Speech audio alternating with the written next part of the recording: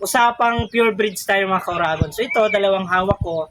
Ito ay tinatawag na Black Australorp or Australian Black Orpington.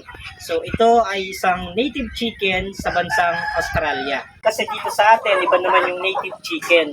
So pagdating dito sa atin, itong Black Australorp ay isa natin siyang hybrid chicken. Kasi galing siyang ibang bansa. Katulad siya ng Rhode Island Red. So sa susunod, Rhode Island Red, itatackle naman natin. So ang Black Australorp kasi ay, ang maganda nito kasi nakafocus siya sa pag-itlog.